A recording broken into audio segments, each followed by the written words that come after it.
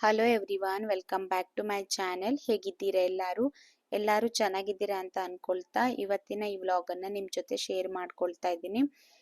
ಈ video 4th May ತಗೊಂಡಿದ್ದು, ಅಂದರೆ ಸಂಡೇ ವಿಡಿಯೋ ಇದು.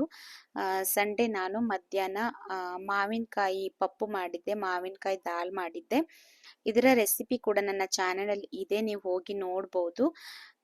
ಇದು ಬೇಗ ನಾವು ಊಟ ಎಲ್ಲ ಮಾಡಿಬಿಟ್ಟು ನನಗೆ ಕಾಲೇಜಲ್ಲಿ ಹೋಗೋದಿತ್ತು, ಅಂದರೆ ನಾನು ಒಂದು ಸ್ಟಡಿ ಮಾಡ್ತಾ ಇದ್ದೀನಿ, ಅದಕ್ಕೋಸ್ಕರ ನನಗೆ ಅಲ್ಲಿಂದ ಫೈಲ್ನ ತಗೊಂಡು ಬರಬೇಕಾಗಿತ್ತು. ಹಾಗಾಗಿ ನಾವು ಹೋಗಿದ್ವಿ. ಹೋಗೋಷ್ಟರಲ್ಲಿ ಮಳೆ ಬರ್ತಾ ಇತ್ತು, ನೋಡಿ ಹೇಗೆ ಮಳೆ ಬರ್ತಾ ಇದೆ ಅಂತ ಹೇಳಿ. ಮತ್ತೆ ಈ ಮಳೆಯಲ್ಲಿ ಈ ತರ ಸಂಡೇ ಆಗಿರೋದ್ರಿಂದ ಸೊ ನಮಗೆ ಫಿಶ್ ತಿನ್ಬೇಕಂತ ಅನಿಸ್ತಾ ಇತ್ತು. ಹಾಗಾಗಿ ಫಿಶ್ ಕೂಡ ನಾವು ಬರುವಾಗ ತಗೊಂಡ್ ಬಂದ್ವಿ. ಫಿಶ್ ತಗೊಂಡಾಗ ಏನಂದ್ರೆ ಕುಚ್ಚಲಕ್ಕಿ ಅನ್ನನ ಮಾಡಬೇಕು ಅಂತ ಅನ್ಸುತ್ತೆ ನನಗೆ. ಮತ್ತೆ ಯಾವಾಗ್ಲೂ ನಾನು ಅದನ್ನ ಮಾಡ್ತೀನಿ. ಹಾಗಾಗಿ ನಾನು ಇಲ್ಲಿ ಹೇಗೆ ಕುಚ್ಚಲಕ್ಕಿ ಅನ್ನನ ಮಾಡ್ತೀನಿ, ಒಂದೊಂದ್ಸಲ ಏನಾಗುತ್ತೆ ಕುಕ್ಕರಲ್ಲೆಲ್ಲ ಮಾಡಿದ್ರೆ ಸ್ವಲ್ಪ ಅಂಟಂಟ್ ಆಗೋದು ಎಲ್ಲ ಆಗುತ್ತೆ, ಮತ್ತೆ ಗಟ್ಟಿ ಆಗೋದೆಲ್ಲ ಆಗುತ್ತೆ. ಮತ್ತೆ ನಾನು ಹೇಗೆ ಮಾಡ್ತೀನಿ ಅಂತ ಹೇಳಿ ನಿಮ್ಮ ಜೊತೆ ನಾನು ಶೇರ್ ಮಾಡ್ಕೊಳ್ತೀನಿ. ಹಾಗೆ ಸಂಡೇ ಆಗಿರೋದ್ರಿಂದ ಸ್ವಲ್ಪ ವೆಜಿಟೇಬಲ್ಸ್ ಕೂಡ ತಗೊಂಡು ಹೋಗ್ಬೇಕಿತ್ತು ಮನೆಗೆ.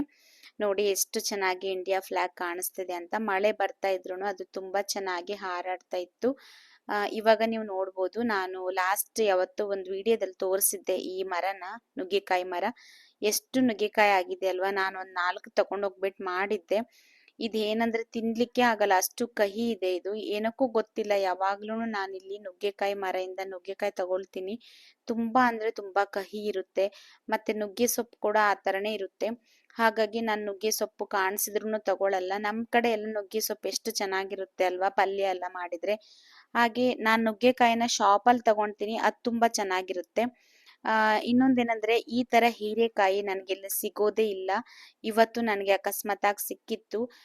ಯಾವಾಗ್ಲೂ ಒಂದ್ಸಲ ಸಿಗುತ್ತೆ ನನ್ಗೆ, ವರ್ಷಕ್ಕೊಂದ್ಸಲ ಸಿಗುತ್ತೆ ಅಂತಾನೆ ಹೇಳ್ಬೋದು. ಇಲ್ಲಿ ಸಿಗೋ ಹೀರೆಕಾಯಿ ಸ್ವಲ್ಪ ಡಿಫ್ರೆಂಟ್ ಆಗಿರುತ್ತೆ, ಈ ತರ ಸ್ಟ್ರೈಪ್ಸ್ ಇರಲ್ಲ ಅದಕ್ಕೆ. ನಾನು ಹಿಂದಿನ ಒಂದು ವಿಡಿಯೋದಲ್ಲಿ ಕೂಡ ನಾನು ಅದ್ರ ಬಗ್ಗೆ ವಿಡಿಯೋ ಮಾಡಿದ್ದೀನಿ, ನಮ್ಗೆ ಯಾವ ತರ ಹೀರೆಕಾಯಿ ಸಿಗುತ್ತೆ ಅಂತ ಹೇಳಿ. ಟೇಸ್ಟ್ ನಮ್ಗೆ ಇದೆ ತುಂಬಾ ಚೆನ್ನಾಗಿರುತ್ತೆ. ಸೊ ಇದು ಸಿಕ್ಕಿರೋದ್ರಿಂದ ಒಂದೂವರೆ ಕೆಜಿನೂ 2 ಕೆಜಿನೂ ತಗೊಂಡ್ ಬಂದ್ಬಿಟ್ಟೆ ನಾನು. ಸೊ ಇದ್ರದ್ದು ಚಟ್ನಿ ಪಲ್ಯ ಏನ್ ಬೇಕಾದ್ರೂ ಮಾಡ್ಬೋದಲ್ವಾ, ತುಂಬಾ ಚೆನ್ನಾಗಿರುತ್ತೆ ಅಂತ ಹೇಳಿ ಎಷ್ಟ್ ಚೆನ್ನಾಗಿತ್ತು. ಸೊ ಅದಾಗಿದ್ಮೇಲೆ ನಾನು ಮಕ್ಕಳು ಮನೆಗೆ ಬಂದಿದ್ಮೇಲೆ ಅವರು ಪಾರ್ಕ್ ಹೋಗಿದ್ರು. ಹಾಗೆ ನಾನು ಟೀ ಮಾಡಿಬಿಟ್ಟು ಕುಡಿದ್ಬಿಟ್ಟು ಅದಾಗಿದ್ಮೇಲೆ ನೈಟ್ಗೆ ಡಿನ್ನರ್ಗೆಲ್ಲ ರೆಡಿ ಮಾಡ್ಕೊಳ್ಳುವ ಅಂತ ಹೇಳಿ ಇಲ್ಲಿ ಮಾಡ್ತಾ ಇದ್ದೀನಿ. ಹಾಗೆ ಯಾರಾದರೂ ನನ್ನ ಚಾನೆಲ್ನ ಫಸ್ಟ್ ಟೈಮ್ ನೋಡ್ತಾ ಇದ್ದೀರಾ ಅಂತ ಹೇಳಿದರೆ ಪ್ಲೀಸ್ ಸಬ್ಸ್ಕ್ರೈಬ್ ಮಾಡ್ಕೊಂಡು ನೋಡಿ. ಹಾಗೆ ವಿಡಿಯೋಗೂ ಒಂದು ಲೈಕ್ ಕೂಡ ಮಾಡಿ ಅಂತ ರಿಕ್ವೆಸ್ಟ್ ಮಾಡ್ಕೊಳ್ತೀನಿ.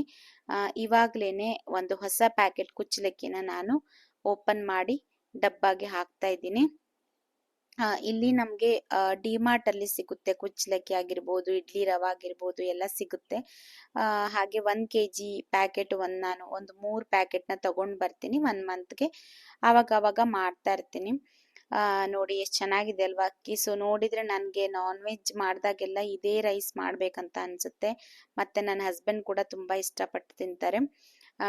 ಅಭ್ಯಾಸ ಇಲ್ಲ ಅಲ್ವಾ, ಹಾಗಾಗಿ ಎವ್ರಿ ಡೇ ತಿನ್ನಲ್ಲ ಅವರು. ಸೊ ಯಾವತ್ತಾದ್ರೂ ವೀಕ್ಲಿ ಒನ್ಸ್ 2 ಸಲ ಮಾಡಿದ್ರೆ ತಿಂತಾರೆ. ಹಾಗೆ ಗಂಜಿ ಊಟ ಎಲ್ಲ ತುಂಬಾ ಚೆನ್ನಾಗಿರುತ್ತೆ. ಸೊ ಅದನ್ನು ಕೂಡ ನಾನು ಅವಾಗ ಮಾಡ್ತಾ ಇರ್ತೀನಿ.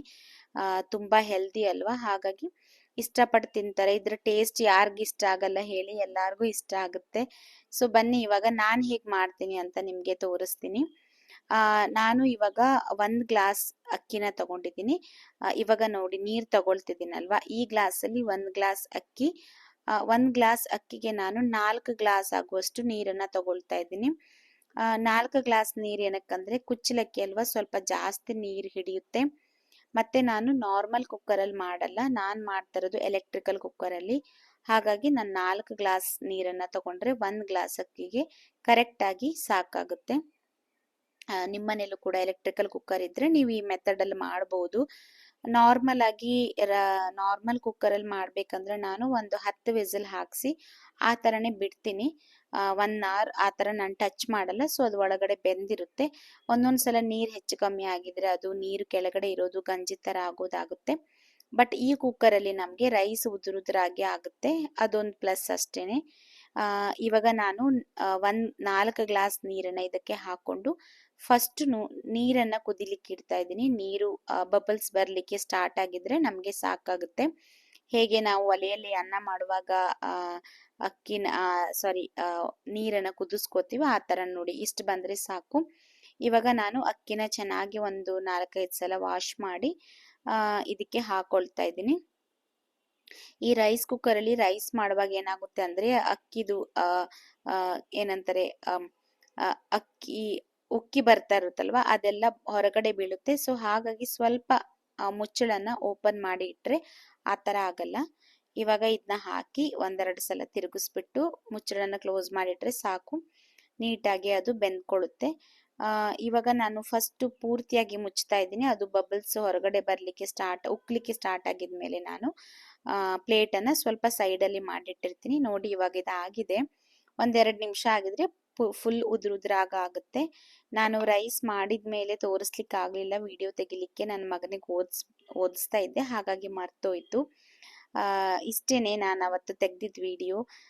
ಹೇಗನ್ಸಿತ್ತು ನಿಮಗೆ ಅಂತ ಹೇಳಿ ಕಮೆಂಟ್ ಮಾಡಿ ತಿಳಿಸಿ. Thank you for watching. Thank you ಈ ವಿಡಿಯೋ ನೋಡಿದ್ದಕ್ಕಾಗಿ, ನನಗೆ ಸಪೋರ್ಟ್ ಮಾಡಿದ್ದಕ್ಕಾಗಿ. ಹೀಗೆ ಸಪೋರ್ಟ್ ಮಾಡ್ತಾ ಇರಿ ಅಂತ ರಿಕ್ವೆಸ್ಟ್ ಮಾಡ್ಕೊಳ್ತೀನಿ.